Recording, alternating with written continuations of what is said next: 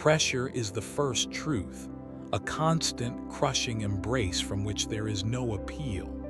It is the architecture of this world, a world of absolute dark and profound cold, where the water itself feels thick as oil and just as silent.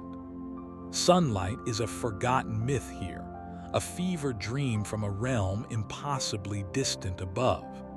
This is the domain of the Greenland shark, a realm where time has come unmoored from all familiar shores.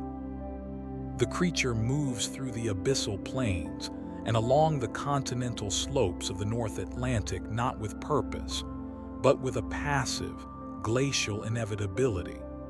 It is less a swim than a drift, a slight undulation of its broad, gray-brown body that seems less about propulsion and more about maintaining equilibrium with the endless night. Each tail sweep is an event measured in heartbeats, a languid fanning that displaces the chilled water with a reluctance that feels almost respectful. Energy is not spent here. It is hoarded, parceled out over spans that stretch into decades. This is not the frenetic, sharp-toothed predation of surface sharks, but something far older and more incomprehensible. It is a being of pure persistence. Its eyes, when glimpsed in the rare, bioluminescent flicker of a passing anglerfish, tell a story of surrender to the dark. They are pale, ghostly orbs, almost entirely occluded by long copepod parasites that latch to the corneas like living cataracts. These hitchhikers sway with the shark's infinitesimal motions, a permanent shroud. It is nearly blind, navigating a world it has never truly seen for centuries, guided by scent and sensation through waters where sight is meaningless. The parasites are not a malady but a feature, as integrated into its existence as the slow pulse of its blood. They are part of the clockwork, their own lifespans ticking away against the monumental backdrop of their host, S. To observe it, a hypothetical, impossible observation from a submersible's weak light, is to feel a vertigo of scale.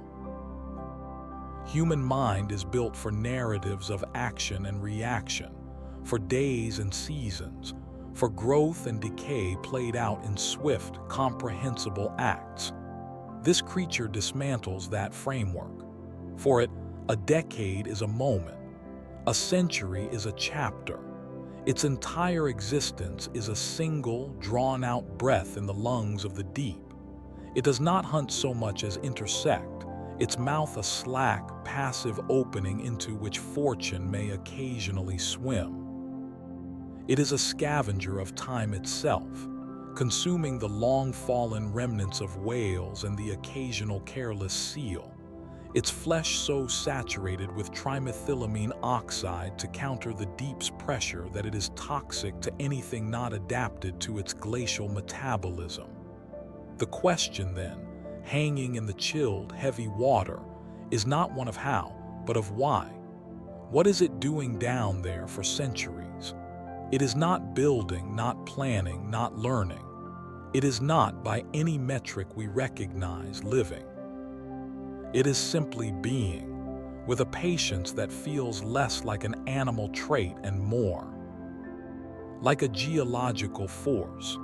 It is the unseen clock, its hands moving so imperceptibly that their motion is indistinguishable from stillness, ticking off epochs in the dark. In its silent, endless patrol, it offers no answer, only the profound, unsettling weight of its presence, a creature for whom our entire recorded history is but a recent afternoon. To catalog this shark is to list a series of quiet rebellions. Its biology is not a set of adaptations but a sustained contradiction, a living protest against the frantic rules that govern life elsewhere. Every aspect of its being whispers a single, disorienting truth. It should not be here. Consider its blood, a fluid as cold as the surrounding sea. Its metabolism is not merely slow. It is a state of near-suspended animation, a chemical languor so profound that the creature requires almost nothing to sustain it. The frantic furnace that burns within a hummingbird or a human is here banked to the faintest, most miserly glow. This is not efficiency, but existence on a different plane entirely, where the very concept of waste is alien. Energy is not converted but preserved, siphoned from the rare meal and stretched over years like a single drop of ink diffusing through an ocean. The shark moves through its world with the thermodynamic patience of a stone, its internal temperature barely a shade above the freezing water, making it a creature of the medium, almost an extension of the deep itself. Its flesh tells a darker, more toxic tale. Saturated with trimethylamine oxide and urea to keep its cells from collapsing under the eternal pressure, the meat is a poison to any surface-dwelling creature. If hauled into the thin, warm air, it would induce a state of profound intoxication, a staggering drunkenness. This is not a defense mechanism, for in the lightless depths, what predator would need such a deterrent? It is merely a consequence, a byproduct of surviving in a place that kills through sheer physics. The shark carries its own hostile environment within it, a walking, swimming embodiment of the abyss. To eat it is to consume the deep's essence, to be poisoned by the very fact of its longevity. And then there is the growth, or the staggering lack of it. It adds mere centimeters to its length over a decade, its body expanding with the imperceptible rate of continental drift. A wound, should it ever incur one in the soft, slow-motion collisions of its world, would take a year or more to even begin to seal. Healing is not a process but a geological event. This negligible growth points to the central, bewildering theory, its extreme longevity. By the faint, radioactive traces in its eye lenses, scientists guess at ages that stretch back 4, perhaps 500 years. These are not lifetimes but epochs. An individual swimming now might have been born when the Great Fire of London still smoldered, when Newton first considered gravity, when the first notes of a Baroque suite drifted through. European court. It has spent every single second of those centuries in this same perpetual twilight, in this same crushing silence, its heart beating perhaps 5 times a minute, a metronome for the ages. Imagine that birth in the absolute dark, a pup already nearly a meter long, slipping free into the icy water during the reign of Louis XIV. From its first moment, it knew only the weight, the cold, the dark. It has never known urgency. It has never known warmth.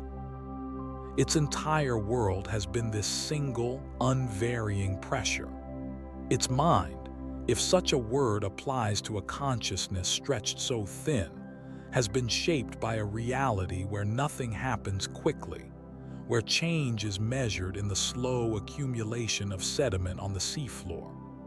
It has outlived empires, technologies, languages, entire ways of human understanding, all while moving through a realm that has remained utterly, resolutely the same. This is the anatomy of the paradox, a creature that heals too slowly to survive, yet has survived for half a millennium, a creature that grows almost not at all, yet has reached a size that speaks of eons, a creature whose very flesh is lethal, yet it persists. Each trait is a quiet defiance, a biological shrug in the face of expectation. We understand adaptation as a push toward vigor, toward speed, toward reproductive frenzy. This shark represents the opposite pole, a pull toward stillness, toward slowness, toward an existence so minimal it borders on the inert. It is not thriving by any standard we recognize. It is merely, stubbornly, impossibly enduring, a testament not to life's vitality, but to its sheer, incomprehensible tenacity in the face of all sensible rules. To study it is not to comprehend, but to feel the foundations of one's own understanding of life soften and tilt, replaced by a profound and unsettling disorientation. Science, when it turns its gaze to such a creature, does not provide clarity so much as it maps the contours of the mystery.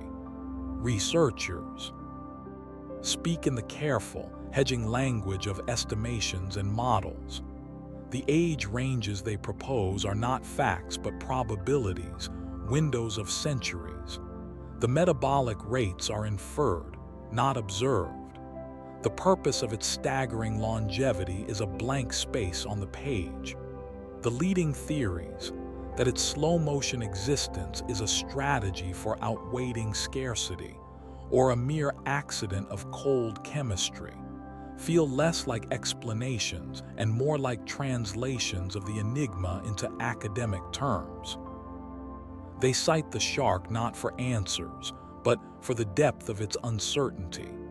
It is a data point that refuses to be plotted, an outlier so extreme it questions the very graph it is meant to inhabit. The creature becomes a symbol in their papers too, but not of anything knowable. It symbolizes the vast, silent majority of phenomena in nature that persist without reason, that simply are, indifferent to the human hunger for cause and effect. The narrator, considering this, feels the reflexive itch for narrative dissolve into a kind of quiet awe at its futility. We are storytelling animals. We weave events into arcs, assign motives to actions, and demand purpose from existence. We look at a mountain and see a challenge to be conquered or a god to be worshipped. We look at a predator and see a lesson about the wild. We cannot help it. It is the lens through which we perceive a chaotic universe, imposing order to ward off the void. The Greenland shark, in its endless, languid patrol, offers nothing for this instinct. It resists metaphor. It is not a lesson in patience, for patience implies an awaited outcome. It is not a symbol of resilience, for resilience implies recovery from adversity. What adversity has it ever known? Its world is constant. It is not a survivor, it is a permanence. It has no narrative, only duration. It does not move toward anything. It simply continues. This is the gentle, profound rupture it creates in our understanding. The possibility of a life devoid of the structures we consider essential. No drama, no climax, no character development, no purpose unless purpose is defined as the maintenance of a heartbeat in the dark. It exposes our need for meaning as a parochial, surface-dwelling concern. In the sunlit world, everything is fuel for the story. The sprouting seed, the hunting fox, the setting sun. Down here in the permanent midnight, there is only the shark, and the cold and the pressure, and time stretched so thin it becomes a kind of space. Its life is not a tale to be told, but a condition to be acknowledged, like the existence of a particular trench or a deep-sea current. It is a fact of the planet, as impersonal and inevitable as tectonic shift. The final image, then, is not one of resolution, but of return. The mind's eye pulls back from the close scrutiny of toxic flesh and parasitic eyes, from the dizzying calculations of centuries. It returns to the wide, black expanse of the deep North Atlantic. There, in a darkness so complete it is less a visual experience than a physical one, the gray-brown form still drifts. Its tail sweeps once, a movement so slow it seems static, displacing water that will not stir again for an hour. The copepods sway on its milky eyes. Its mouth hangs slightly open, a passive gateway. It does not know it has been contemplated. It does not know of empires or theories or the desperate human search for point. It knows the cold, the scent of a distant carcass months decayed, the faint electric pulse of a hidden creature in the mud. It knows the endless, weighty embrace of the deep. It continues. It will continue likely for another century or 2 or 3. It was never meant to be understood, only acknowledged, a permanent, gentle rupture in the fabric of our comprehension, a quiet reminder that the world is filled with beings whose lives are not stories but simply long, slow facts in the dark. And in that acknowledgement, there is a strange, unsettling peace, the question of what it is doing down. There evaporates, replaced by the sheer, monumental truth of its being. It is patrolling. It is existing. It is and has been and will be a heartbeat in the abyss, a clock whose ticking is too slow for any ear but time's own. The story ends where it began, with the shark in the darkness, moving, always moving, toward nothing at all.